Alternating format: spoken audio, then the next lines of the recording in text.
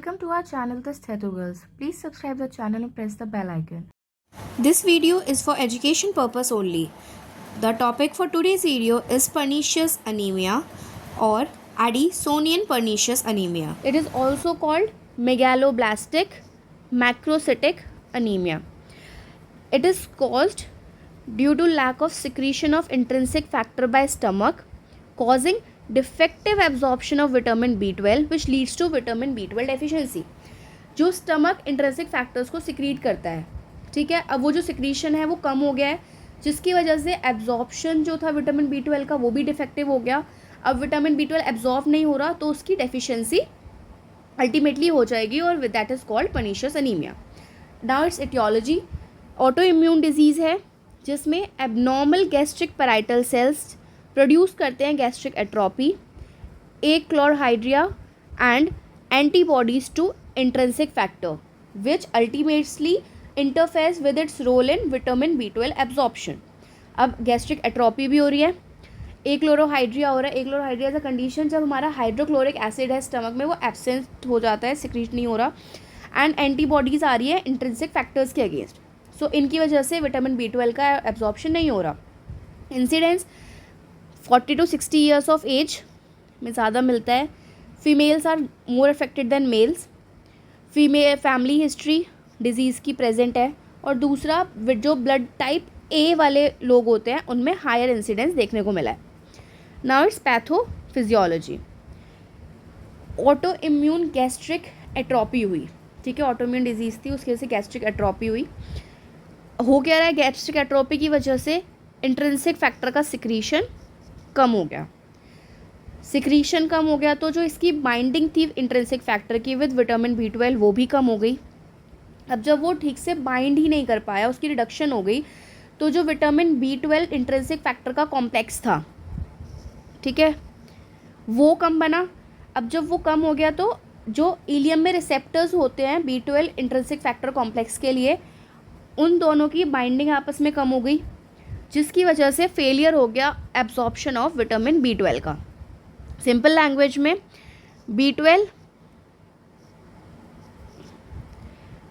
Plus हमारा intrinsic factor ये एक कॉम्प्लेक्स बना रहा है, ठीक है. कॉम्प्लेक्स जाके इलियम के रिसेप्टर पे बाइंड कर रहा है, ठीक है.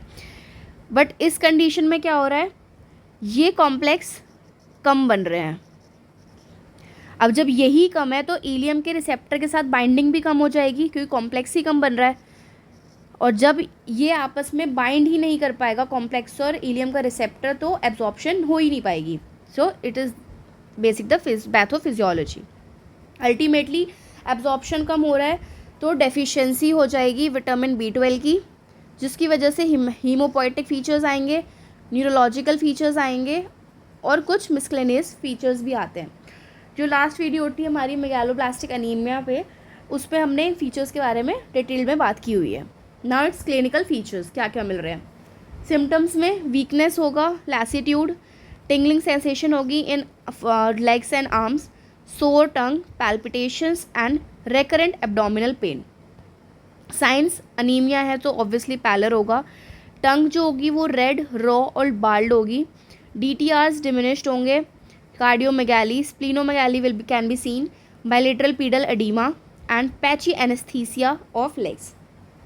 हाइपोक्लोरोहाइड्रिया जो है उसकी वजह से गैस्ट्रिक एम्प्टिंग जो होती है वो इम्पेयर्ड हो सकती है, और विच अल्टीमेटली कॉज क्या करता है, पहला कंडीशन डिस्पेप्सिया, दूसरा post prandial fullness, after meal fullness जो होती है वो आएगी उसकी वजह से, जो आफ्टर मील फुलनेस आती है, बट वो यहाँ पे इस कंडीशन में आएगी. अर्ली सेटाइटी, जल्दी से ही पेट भर जाएगा, this can also occur. Now it's investigations. पहला गैस्ट्रिक एनालिसिस करेंगे तो क्लोरोहाइड्रिया मिलेगा पहला, दूसरा इंट्रिंसिक फैक्टर रिड्यूस मिलेगा. पेरिफेरल स्मेल और बोन मैरो में फीचर मिलेंगे मेगालोब्लास्टिक अनीमिया के. सीरम विटामिन B12 ऑब्वियसली लो होगा. Positive intrinsic anti intrinsic factor antibodies, ये डायग्नोस्टिक टेस्ट होता है.